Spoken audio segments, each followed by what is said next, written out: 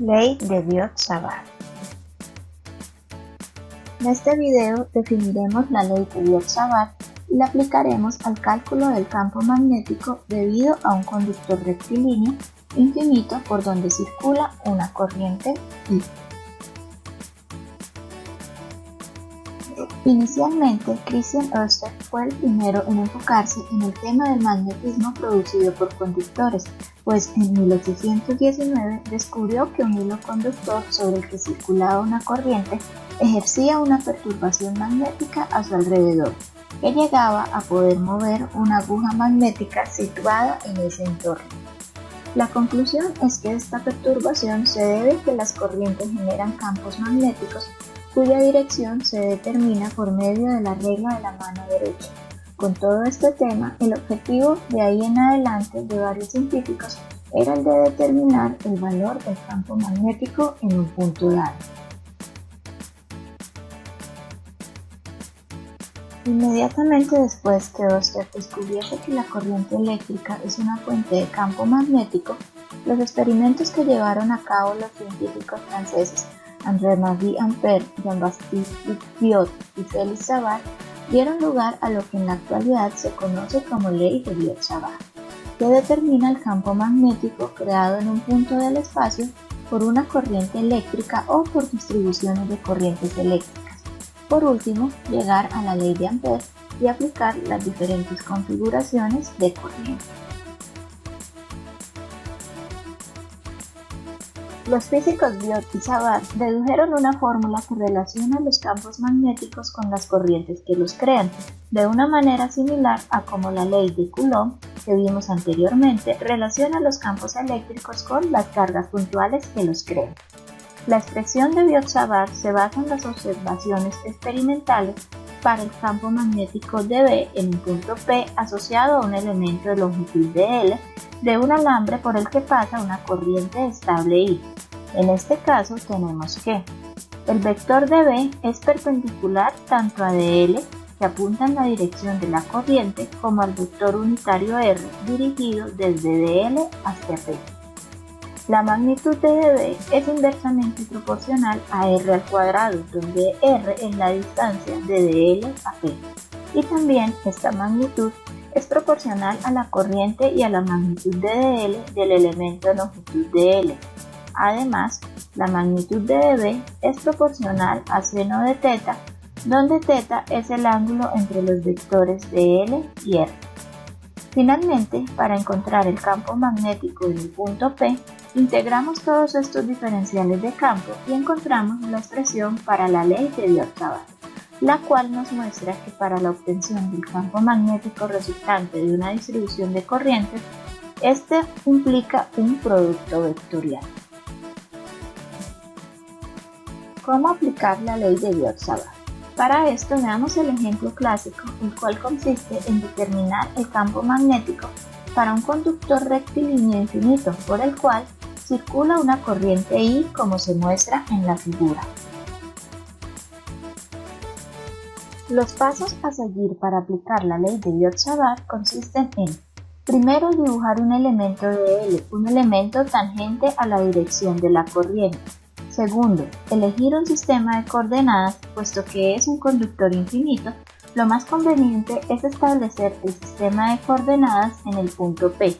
Ahora determinamos el vector R del de L al punto.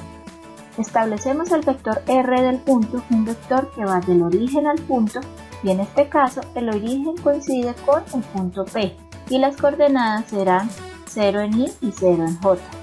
Establecemos el vector R del dl, un vector que va del origen al elemento de L de corriente. Es un vector variable en el eje Y, por lo tanto el vector es igual a menos en I y Y en J.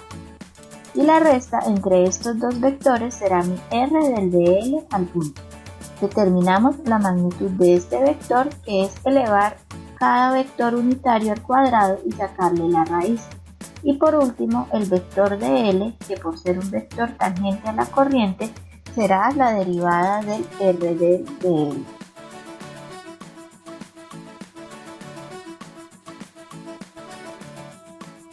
Reemplazamos cada una de las expresiones que acabamos de hallar en la expresión de la ley de Biot-Savart. Los límites de la integral serán de menos infinito hasta infinito, porque se trata de un conductor infinito. Y realizamos el respectivo producto cruz y obtenemos la siguiente expresión, cuya integral se puede resolver aplicando integrales trigonométricas.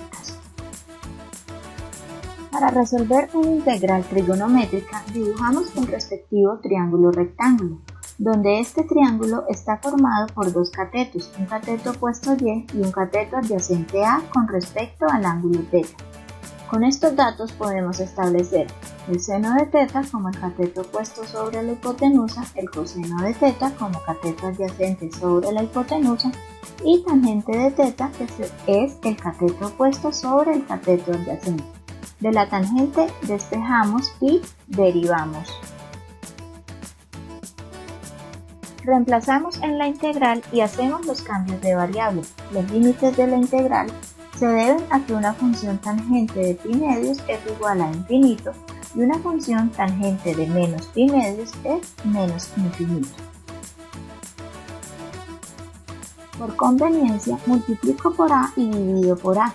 Esto para poder obtener una expresión de la siguiente forma, por lo que la expresión de la integral se puede expresar como la integral de menos pi medios a pi medios coseno al cubo de θ por secante al cuadrado de θ por dθ en dirección menos k. Recordemos que esta dirección menos k resulta del producto cruz hecho anteriormente.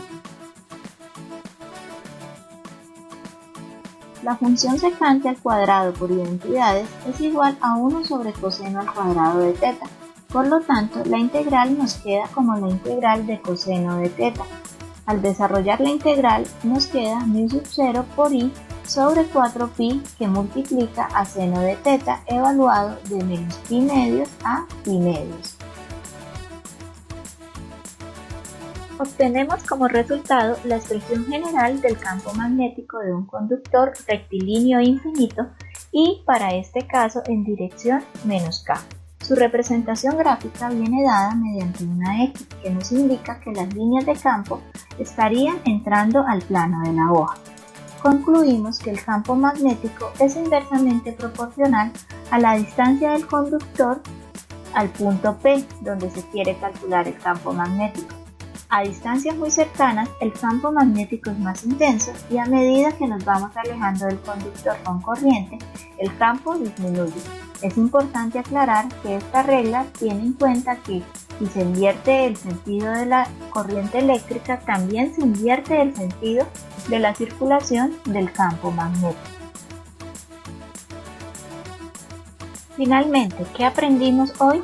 Encontramos la expresión matemática para la ley de Biot-Savart y con ella hicimos el cálculo del campo magnético debido a un conductor rectilíneo infinito por donde circula corriente.